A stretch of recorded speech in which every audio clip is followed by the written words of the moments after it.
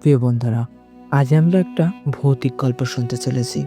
গল্পটার নাম ভূতের বাড়ি প্রবেশ। অরণ্যপুর গ্রামে শেষ প্রান্তে দাঁড়িয়ে আছে এক পুরনো পরিত্যক্ত বাড়ি। এটি নিয়ে বহু বছর ধরে নানা ভৌতিক কাহিনী প্রচলিত ছিল। কেউ বলে রাতের বেলা এখানে কারো কান্নার শব্দ শোনা যায়, কেউ বলে দরজার পিছনে ছায়া মূর্তি দেখা যায়। সবচেয়ে ভয়ানক কথা, কেউ যদি ভেতরে প্রবেশ করে তবে সে স্বাভাবিক থাকে না। রায়হান এইসব গল্প বিশ্বাস করত না। শহরের মানুষ সে, আধুনিক বিজ্ঞান পড়ে সে জানত ভূতপ্রেত বলে কিছু নেই। তার বন্ধুদের মধ্যে প্রায়ই এই বাড়ি নিয়ে কথা হচ্ছিল, কিন্তু কেউ প্রবেশের সাহস পাচ্ছিল না। তাই রায়হান চ্যালেঞ্জ নিল, আমি ওই বাড়ির ভেতরে 1 ঘন্টা কাটিয়ে আসব, আর তোমাদের ভুল প্রমাণ করব। সকলে রায়হানকে অনুরোধ করে না যাবার জন্য, কিন্তু রায়হান শহরের মানুষ, এসব একেবারেই বিশ্বাস করেন না।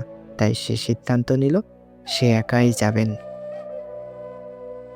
রাত তখন আনুমানিক 11:50। হাতে একটা টর্চ লাইট আর মোবাইল নিয়ে রায়হান একা বাড়ির সামনে দাঁড়ালো। চারপাশে নীরব, শুধু ঝিঁঝি পোকার ডাক শোনা যাচ্ছে। একটা কাক উড়ে গিয়ে গাছের ডালে বসতেই কেমন যেন শিহরণ বয়ে গেল তার শরীরে।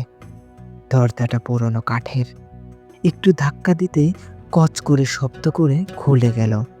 ভিতরে দৌড় জমে আছে, বাতাস ভারী, যেন বহুদিন কেউ শ্বাস নেয়নি এখানে।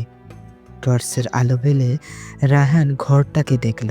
চারপাশে ভাঙাচোরা আসবাবপত্র, একপাশে পুরনো একটা আয়না। আয়নাটা কেমন যেন অস্বাভাবিক। রায়হান এগিয়ে যেতে না যেতেই হঠাৎ কোথা থেকে একটা ঠান্ডা বাতাস বইতে লাগলো, যেন কেউ তার গায়ে ফু দিল। সে কিছুটা বিচলিত হলো, কিন্তু ভয়কে পাত্তা দিল না। নিজের মনকে শান্ত করতে বলল বলল এসব হাওয়ার খেলা, অন্য কিছু না, অদ্ভুত ঘটনা। তখনই তার কানে একটা ফিস ফিস আওয়াজ ভেসে হলো, ঠিক যেন তাকে কেউ ডাকছে। রায়হান, রায়হান। সে চমকে উঠল, পিছনে তাকিয়ে দেখলো কেউ নেই। শীত তারা বয়ে যেন স্রোত নেমে গেল। ভয়কে দমন করে সে আরো ভিতরে এগাল। ঘরের কোণে একটা বন্ধ দড়ি ঝুলছিল, মনে হলো কেউ যেন এটা দিয়ে ফাঁসি দিয়েছে। ঠিক তখনই আবার সেই কণ্ঠস্বর শুনতে পেল, রায়হান, তুমি ফিরে যাও, এবার আর ভুল হওয়ার সুযোগ নেই।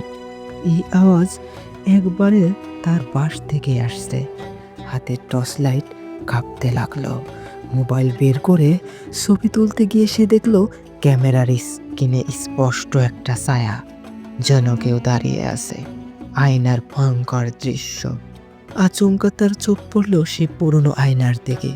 সেখানে কিছু একটা নড়ছে। রায়হান তখন ভালো করে তাকালো। তার নিজের প্রতিবিম্বের পাশে দাঁড়িয়ে একটা কালো মূর্তি ছায়া দেখা গেল। আর তখনই সে ছায়া ধীরে ধীরে তার দিকে তাকালো। তারপর চোখ গরম লাল হয়ে উঠল। ভয়ানক একটা চিৎকার ঘরটা কেঁপে উঠল।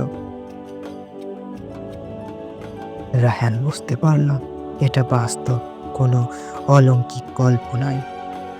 প্রাণপণে দৌড়ে দরজার দিকে ছুটল, কিন্তু দরজা তখন নিজে থেকেই হঠাৎ দম করে বন্ধ হয়ে গেল। ওদের আসল পরিচয়। রায়হান আর্তনাদ করতে লাগলো। সে দরজাটা ধাক্কাতে থাকলো, কিন্তু কিছুতেই খুলতে পারল না। হঠাৎ তার কানের কাছে শীতল বাতাস অদ্ভুত হলো। কণ্ঠস্বর এবার আরো স্পষ্ট, তবে ফিরে যেতে পারবে না, এখানে থাকতে হবে তোমাকে। রায়হান আতঙ্কে চোখ বন্ধ করলো। কিছুক্ষণ ধরে ধপ করে শব্দ হলো, দরজা খুলে গেল। সে প্রাণপণে দৌড়ে বেরিয়ে এলো। বাইরে এসে দম নিতেই বন্ধুরা ছুটে এলো, কিন্তু তারা দেখলো রায়হানের মুখে উস্কাচ্ছে, শ্বাস কাঁপছে, জোরে জোরে নিঃশ্বাস নিচ্ছে। সে অজ্ঞান হয়ে গেল। পরের দিন সকালে গ্রামের এক বৃদ্ধ লোক বললেন, ওই বাড়িতে আরো 50 বছর আগে এক যুবক আত্মহত্যা করেছিল। ভাগ্যবশত তার নামও রায়হান ছিল।